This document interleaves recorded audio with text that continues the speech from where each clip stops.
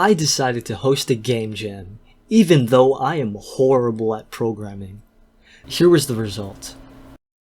In my Discord server, I decided to host this game jam across 7 days, and for the theme, I decided to make it There Must Be 3.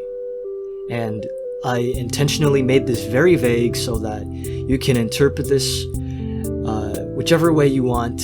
And for me, even as the host, I decided to contribute to it. And what I came up with was that you play as this person who crashes their car into a forest. And then you have to find spare parts for your car to escape the forest. And you happen to stumble upon a 3-barrel shotgun. I'm basically just gonna have a motif across the whole game of 3. I've decided to make the game survival horror focused, and I implemented a flashlight that you can turn on and off, which is pretty cool. Then I got the movement to work. The head bobbing is a bit scuffed. I need to fix that. For shits and giggles, and to see if it was possible, I decided to port over a gold source map from Half-Life 1. And I did this using Source.io, which is an add-on for Blender. That you can port gold source and source maps into regular 3D model file formats. Yeah, that was day 1.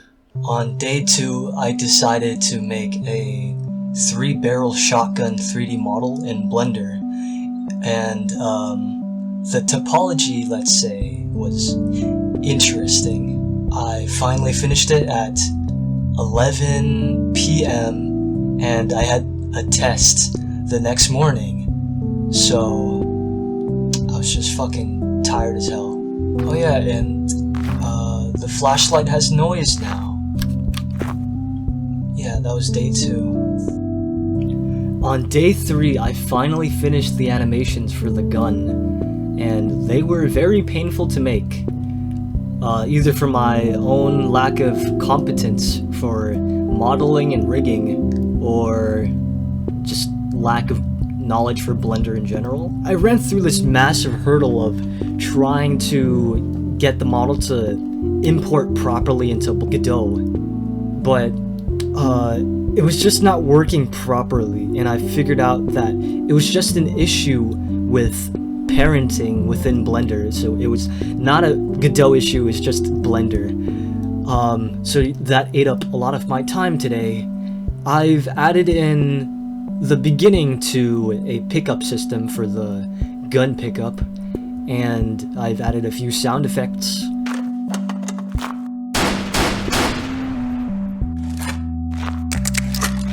On day 5, I imported a car model I found online, and I also began the first few steps towards AI pathfinding for the enemy in the game with a cube.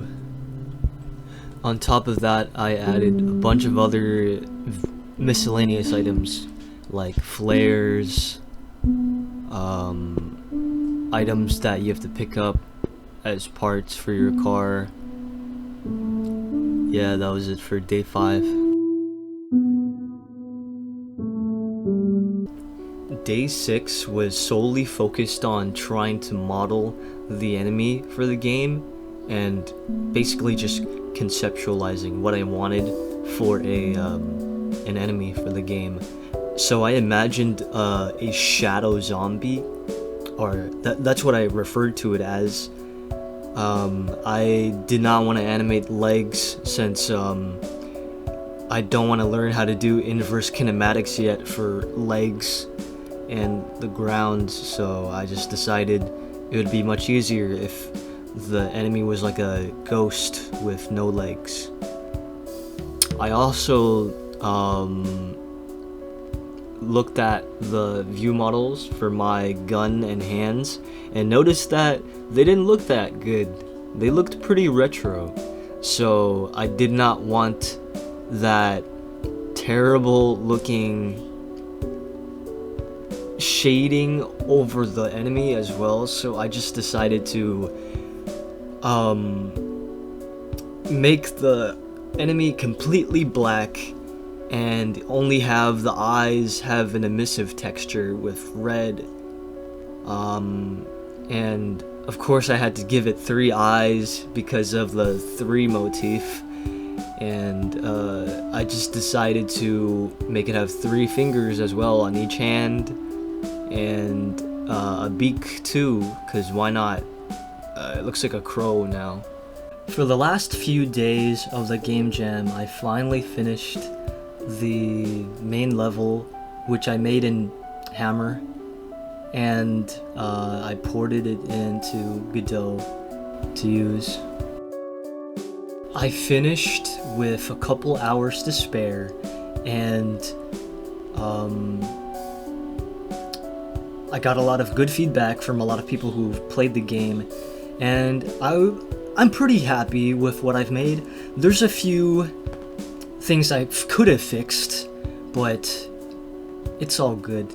I'm done. I can move on to whatever projects I'm gonna work on.